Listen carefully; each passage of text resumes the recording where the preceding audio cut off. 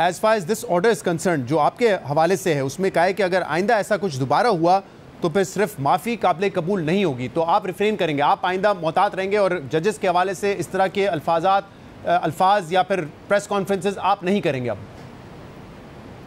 देखें, ना तो मुझे उसमें कोई उन्होंने प्रेस कॉन्फ्रेंस करने से मना किया है, ना मुझे क्रिटिसिज्म से मना किया है, ना उन्होंने मुझे एहतियात बरतने से कहा है, जो मैं 100% नहीं 500% उसकी एहतियात करूँगा। उसके रिलेटिव फोरम्स हैं कंप्लेन के भी, उसके रिलेटिव फोरम मेरा अपना सेनेट का फ्लोर है।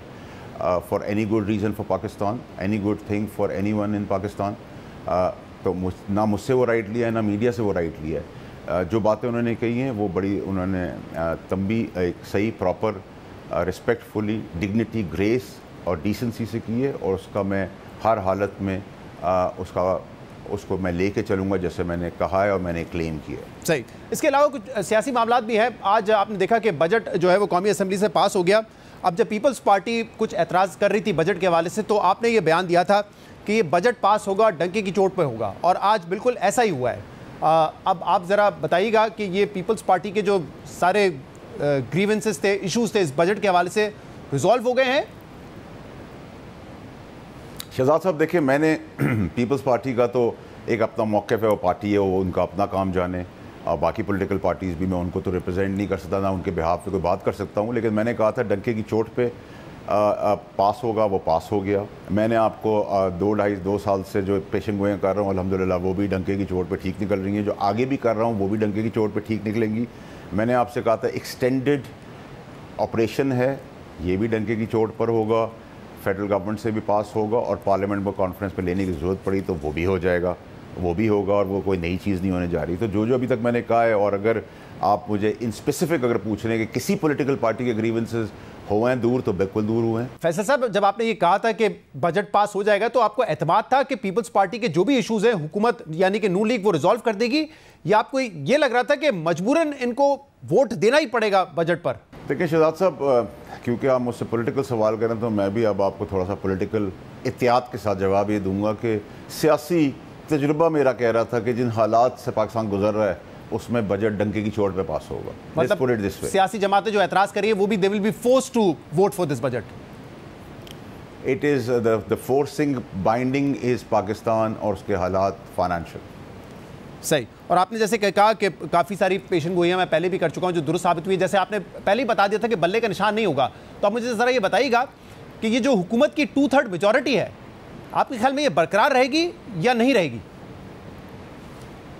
देखिए, मैं आपको सिर्फ इस पर अपना, क्योंकि ये कोर्ट में चल रहा है मामला, तो मैं और आप अपने एनालिसिस दे सकते हैं थोड़े बहुत एहतियात से।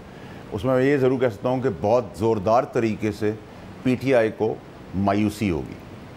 अब इसकी कॉनेटेशन में आप मुझसे ज़्यादा इंटेलिजेंट और स्मार्ट आदमी हैं, आप इसका जाविया और जायज़ा खुद ले लीजिए। पाकिस्तान तहरीक इंसाफ को मायूसी होगी या सुन्नी इत्तेहाद काउंसिल को मायूसी होगी? चलें, आप ऑब्लिक सुन्नी इत्तेहाद काउंसिल कह लें, ऑब्लिक मौलाना साहब की B पार्टी कह लें, ऑब्लिक अचकज़ई साहब की C पार्टी कह लें। PTI तो अब साइड लाइन पार्टीज़ में से आती है, क्योंकि उसके अंदर तो खुद इतने फ्रैक्शन और धड़े बन गए हैं और मज़ीद बनने जा रहे हैं। And I don't see people who representing PTI power seats के ऊपर भी, वो भी कोई बहुत ज़्यादा सालों साल मुझे चलते हुए नज़र नहीं आ रहे। कल आपने एक इस्तीफ़ा देखा है ड्रामेबाजी का। अगर गैरत हो तो फैसल वाउडा की तरह इतनी गैरत दिखाएं कि जब उनको मुझे निकाला गया, जब पार्टी पीक पे थी और चेयरमैन साहब चांद पे थे, तो मैंने वो सेनेट की कुर्सी भी मुँह पे मारी थी जो किसी का बाप मुझसे छीन नहीं सकता था। सो अगर एथिक्स दिखाने तो फिर उस तरह के एथिक्स दिखाएं, ड्रामेबाजी का ना दिखाएं। जब लेट के बैठ के मिल मिला के सियासत करेंगे और चेयरमैन और बानी चेयरमैन इमरान खान साहब की मंजी को साइड पे लगाएंगे और उनको मज़ीद जेल की सलाखों के अंदर दलदल में फंसाने के लिए करेंगे, तो हम फिर एक्सपोज तो करेंगे इन लोगों को। लेकिन उमर अयूब साहब जिन्होंने अपने पार्टी ओहदे से इस्तीफ़ा दिया, आज उनकी पार्लिमानी कमेटी ने बाकायदा करारदाद मंजूर की है कि वो अपना इस्तीफ़ा वापस लें, और वो करारदाद कह रहे हैं हम इमरान खान को भी भेजेंगे, यानी कि पार्टी तो उनके साथ खड़ी हुई नज़र आती है कि वो अपना इस्तीफ़ा वापस लें। शहजाद साहब, कल मैं आपको फिर थोड़ा सा बता दूं, कल एग्जैक्टली जो आपने अभी पेश किया है, एग्जैक्टली रऊफ क्लासरा साहब के शो पे मैंने इन एडवांस ये बात कर दी थी। आप अगर वो क्लिप निकाल के देखेंगे तो आपको लगेगा जो आपने सवाल किया है उसका जवाब फैसल ने कल रात ही दे दिया है। सो मैं तो बिफोर टाइम सब चीज़ें बता देता हूँ। कौम का काम है फैसला करना। इमरान खान साहब को पहुँचाने वाले भी यही लोग हैं, इमरान साहब को मज़ीद जेल में रखने वाले भी यही लोग हैं, ड्रामेबाजी करने भी ये लोग हैं। ये हुकूमत के SHO के साथ भी मिले हुए। मैं सेनेट में बैठा हुआ हूँ, वहाँ बता के 10 मिनट के लिए जाते हैं, बता के आते हैं, कहते हैं उसको भी तो बताना है जो जेल में, उसको, उनको भी नहीं कहते, उसको। तो जिसके नाम की पॉपुलैरिटी के बेसिस पे है ये यहाँ बैठे हुए हैं, जब वो उसको ही वो कुछ नहीं समझते तो मैं और आप क्या बात करेंगे। लेकिन मुझे सर बताइएगा, क्योंकि अभी जितने भी लोग हैं जो ये अदालती कार्रवाई देख रहे हैं उस पर लोग अपनी अपनी बात कर रहे हैं, और बेंच में भी हमें ऑब्वियसली मुख्तलिफ आरा नजर आ रही है, मुख्तलिफ इशूज़ पे डिवाइड भी नजर आ रहा है। आप इतने एतमाद से कैसे कह सकते हैं कि सुन्नी इत्तेहाद काउंसिल / पाकिस्तान तहरीक इंसाफ को मायूसी होगी इस केस में?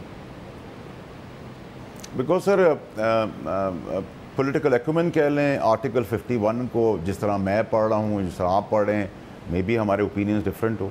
सो मेरे हिसाब से तो मैं बड़ा क्लियर हूँ इस बारे में। आप जितना भी डिवाइड देख लें, डिवाइड बाय 2 कर लें, या डिवाइड बाय 10 कर लें, या डिवाइड बाय 1 कर लें, वो तो मैं उस पर कुछ नहीं कमेंट कर सकता। और ये मायूसी आप कह रहे हैं कि उनको होगी, तो मायूसी दूसरी तरफ हुकूमत को भी होगी, क्योंकि मेरा जो ओरिजिनल सवाल था वो यही था कि 2/3 मेजॉरिटी बरकरार रहेगी या नहीं रहेगी?